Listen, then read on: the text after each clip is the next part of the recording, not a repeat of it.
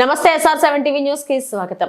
Critical care ఆసుపత్రిని దాదాపు 24 కోట్ల రూపాయలతో శంకుస్థాపన. అన్నమయ్య జిల్లా కేంద్రమైన రాయచోటిలో 50 పడకల క్రిటికల్ కేర్ యూనిట్ ఆసుపత్రి నిర్మాణ శంకుస్థాపన కార్యక్రమంలో రాష్ట్ర వైద్య ఆరోగ్య శాఖ మంత్రి సత్యకుమార్ యాదవ్ తో కలిసి రాష్ట్ర రవాణా శాఖ మంత్రి మండపల్లి రాంప్రసాద్ రెడ్డి భూమి పూజ కార్యక్రమంలో పాల్గొన్నారు.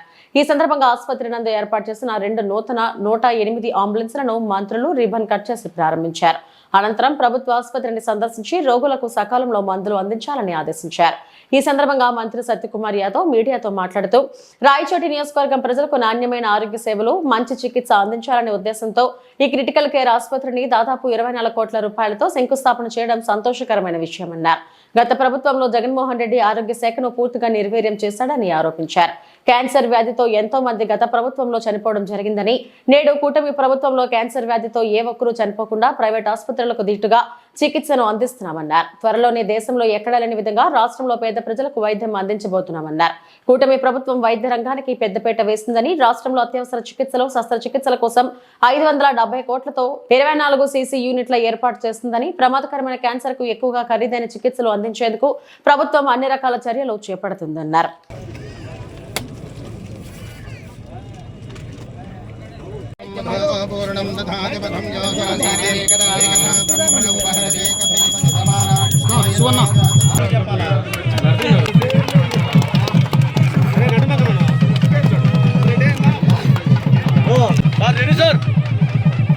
Photo please.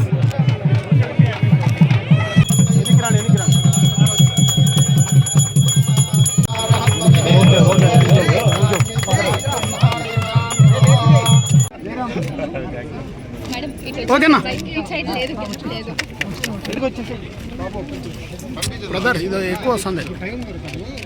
ఓకేనా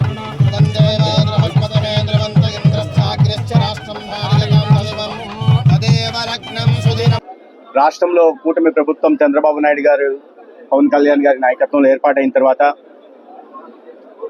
అన్ని వ్యవస్థల మీద ప్రత్యేకమైన దృష్టి పెట్టినట్టుగానే ఆరోగ్య సంరక్షణకి అత్యంత ప్రాధాన్యతనిస్తూ ఒక ఆరోగ్య ఆంధ్రప్రదేశ్ నిర్మాణం దిశగా అనేక రకాల ప్రయత్నాలు చేయడం జరిగింది. వాటిలో భాగంగానే ఇవాళ కేంద్ర ప్రభుత్వం సహకారంతో ఒక 10 క్రిటికల్ కేర్ బ్లాక్లని రాష్ట్ర వ్యాప్తంగా మంజూరు చేయడం జరిగింది. ముఖ్యమంత్రి గారి సలహా మేరకు రాయచోటికి ఒక క్రిటికల్ కేర్ బ్లాక్ను కూడా 23,75,00,000తో దాదాపు 24 కోట్లతో మంజూరు చేయడం జరిగింది.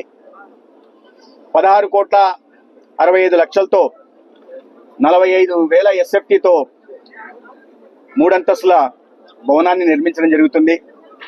దాదాపు 7,15,00,000తో అవసరమైన state of the art diagnostic ఎక్విప్మెంట్ని కూడా ఏర్పాటు చేయడం జరుగుతుంది.